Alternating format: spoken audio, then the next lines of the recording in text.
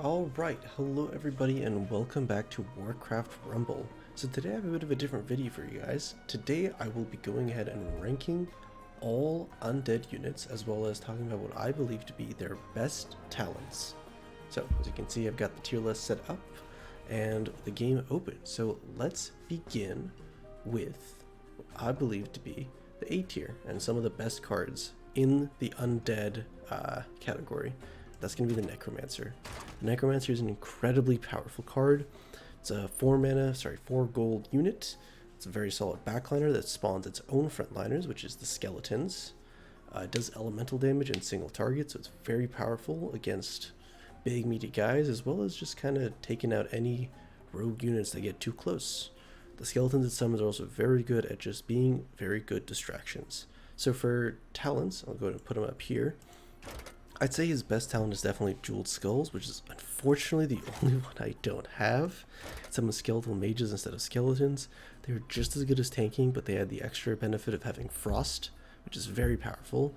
And very specifically, it makes Necromancer, I believe, win the matchup against Stitches because he will pull the Frost skeletons instead of the Necromancer himself, which is also very unique. His second best, I definitely think, is Cult of the Damned. It's the alternative to Breath of the Dying, where Cult of the Damned just spawns extra skeletons on kill. So Necromancer is capped at 2 skeletons to have total before he starts moving and shooting, otherwise he will spawn more skeletons.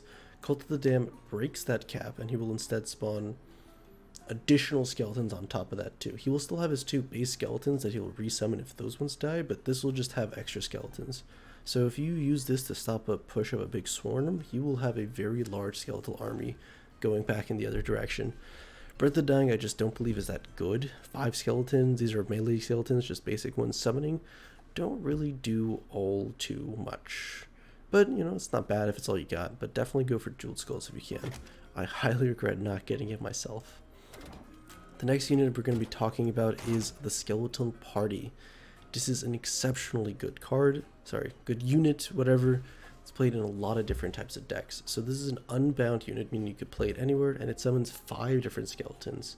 This goes directly into the A tier after Necromancer. So the talents on this unit are 5-man, which summons 5 different types of skeletons. The base card summons 2 regular and 2 and 3 mages. This summons a tank, a rogue, a priest, and 2 mages. Pretty solid, it's not bad. The tank is actually pretty tanky for a skeleton. The priest is whatever, and the rogue, and the mages are always good. Corpse Run, very powerful on its own. I underestimated how good this would be at first, but the extra levels do actually come in pretty handy, so it's not too bad. I think Corpse Run is probably the best for just the general playstyle of Skeletal Party, which is that you drop it for chests as well as just like when you need support or to tank a tower, and then just your general use for an unbound card like that. 5-man is also an alternative to Corpse Run.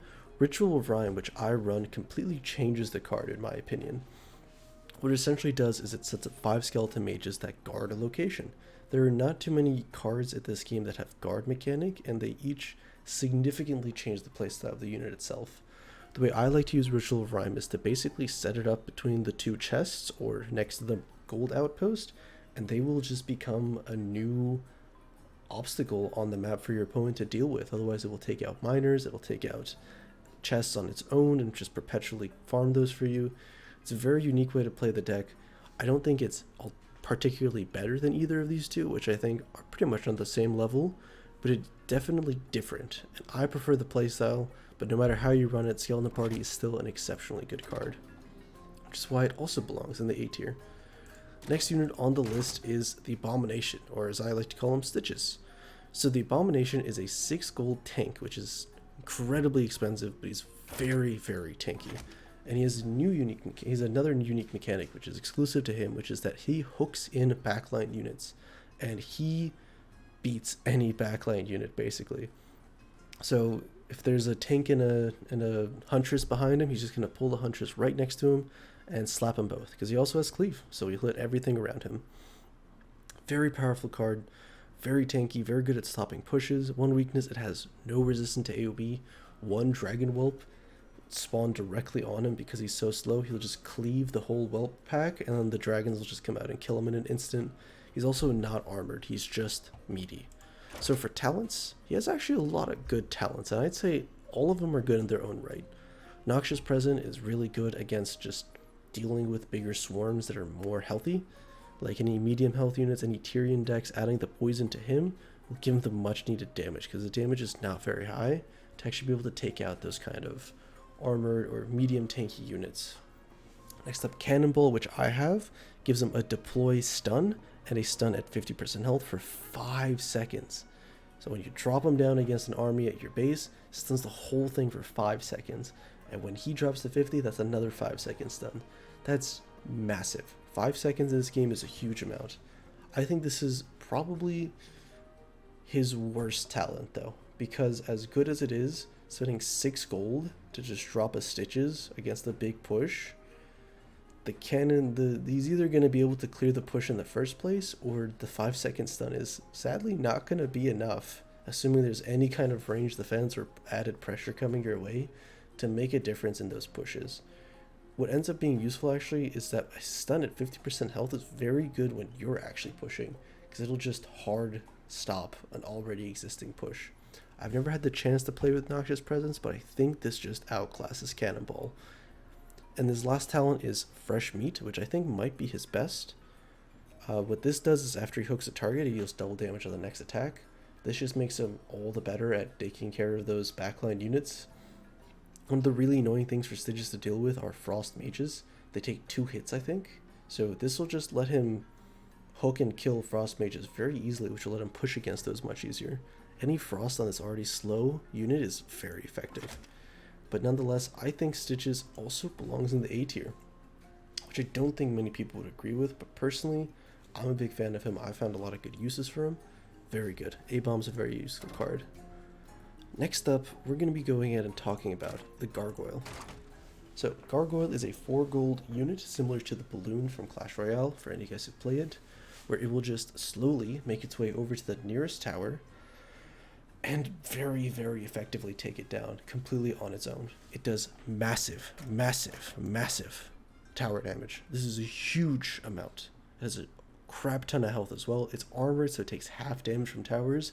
If this guy gets up to the enemy tower, it basically ends the game on its own. They have to panic, they have to figure out some way to stop him ASAP, otherwise it's done.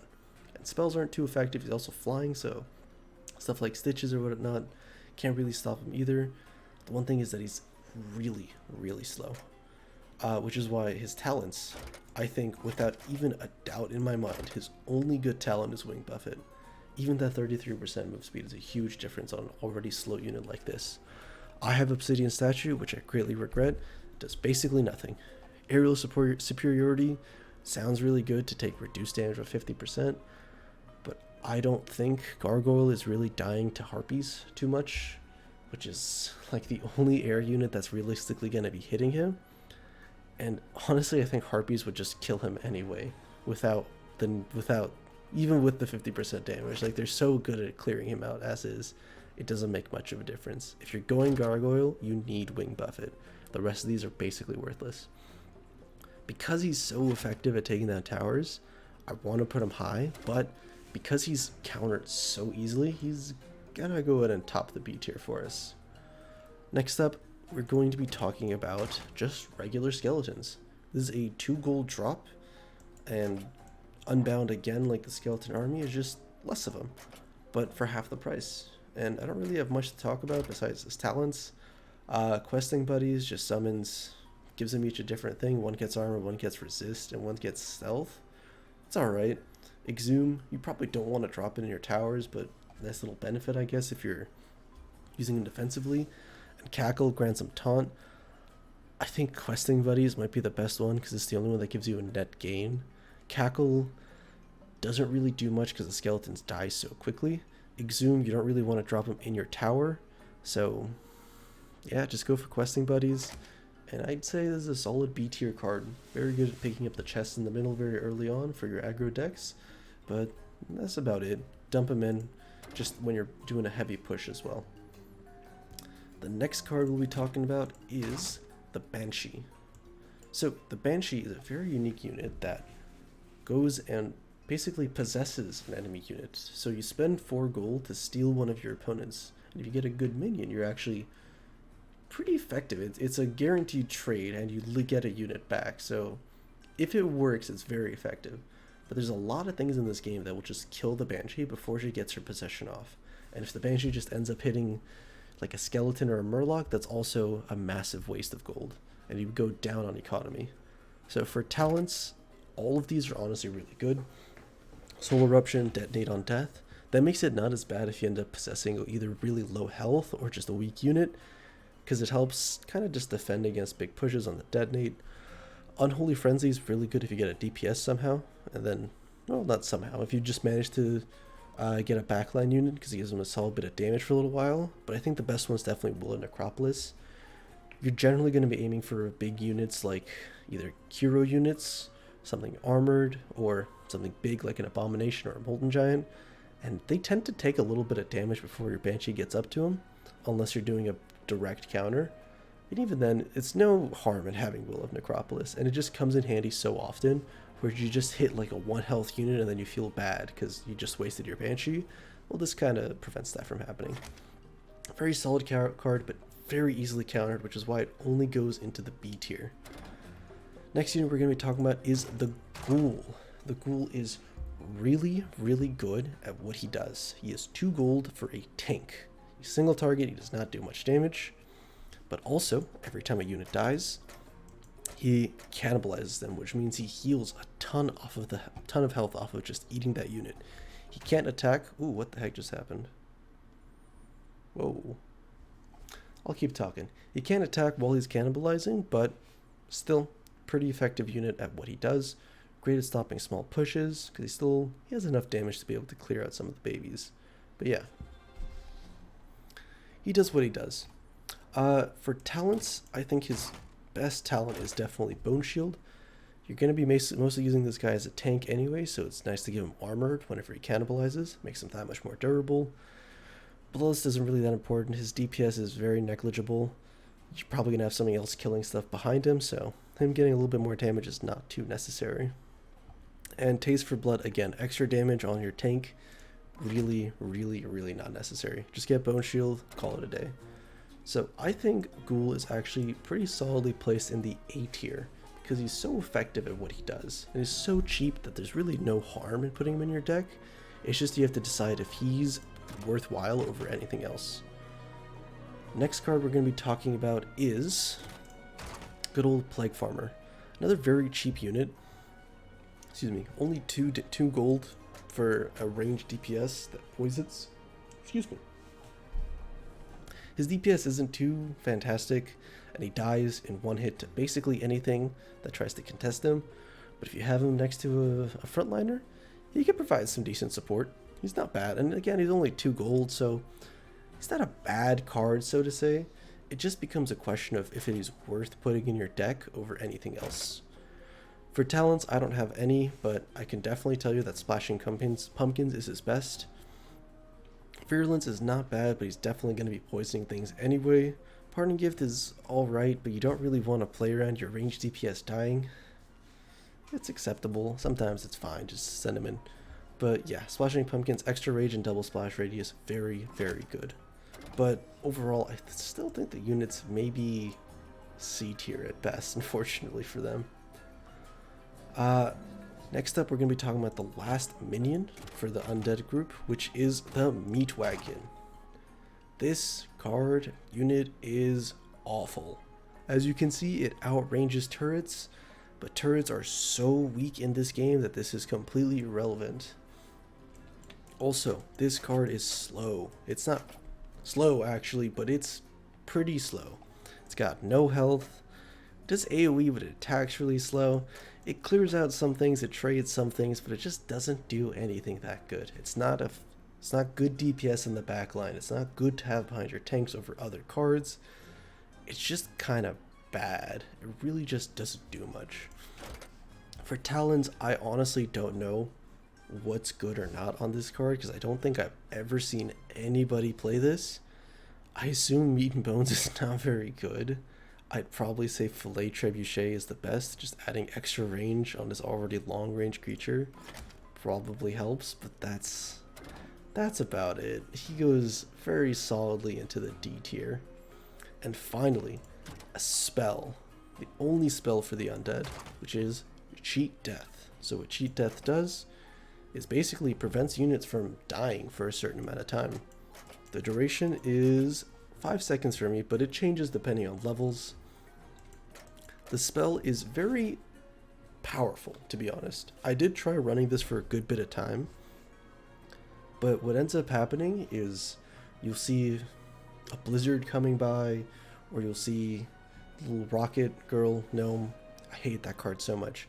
Coming onto your backline units like a Sylvanas or a Necromancer, you're just frantically trying to drop your Cheat Death, and then it hits, kills your units, you spend 3 mana and do nothing. And then that's that. You have to be so attentive to get any value out of this card, and it's purely reactionary. I don't think it's very effective. Some uses I have seen for this is if you manage to get a Gargoyle into the backline, it's pretty good to just like drop a Cheap Death on this guy, because it adds like 3 more seconds of attacking for the Gargoyle when it's about to die, which is surprisingly very effective. For talents, there's a couple of them. Seal Fate is actually, if you're gonna do what I was just saying about Gargoyle, this would be the best one, because they just put these guys in with a, if you manage to get a Gargoyle in the backline, if you Seal Fate with a Cheat Death as it's about to die, that basically guarantees the win. The only issue with that is there's a good chance if you manage to get a Gargoyle all the way up to the enemy base in the first place, you don't really need the help. It's probably going to do the job as is. Vampirism, affected enemies are healed while dealing damage. This is good for kind of preemptively dropping Cheat Death.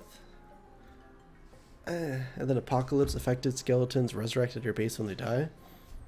It's kind of fun with Skeleton Army to just drop it on them, because the Skeleton Army dies so fast that, you know, Cheat Death gives them pretty much a full double or triple their length in life, and they'll just come back afterwards. Overall, though, I don't know which of these would be the best. They're all very dependent on your playstyle, so really just pick and choose. But at the end of the day, this card is pretty bad. It's gonna not F tier, but it's gonna go right next to the Meatwagon. I will actually say I'm gonna drop the Meatwagon to F tier so that Cheat Death can be on D tier by themselves, because I really think Meatwagon has no redeeming or useful qualities about it, whereas Cheat Death can at least have some niche play. So with all of the units out of the way, let's finally talk about the heroes. So first off, Bloodmage Thalnos. I don't even own him. He's actually the only hero I don't have. That's because he's trash.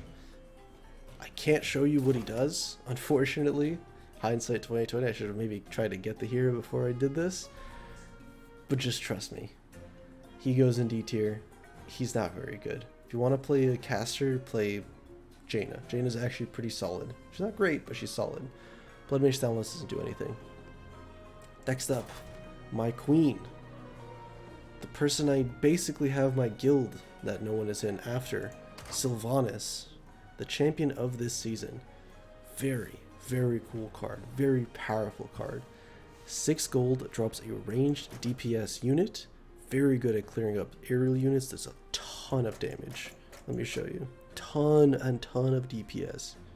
Decent bit of health too. It's a bit tankier than I think it's a bit tankier than a Necromancer. I'm not sure, but pretty solid. And very unique trait. When she dies, she summons a Banshee with no talents to avenge her. Pretty solid. It actually works pretty well. Dropping a lone Sylvanas is very scary because a lot of people just don't know what to do to counter it, besides like a Blizzard, which is really unfortunate. There's a lot of spells that just counter Sylvanas outright, a lot of unbound things that beat her down, but if you don't have a Blizzard off cooldown, it does become very concerning on what to deal with her. Her leader ability, all undead and horde, gains 30% move speed.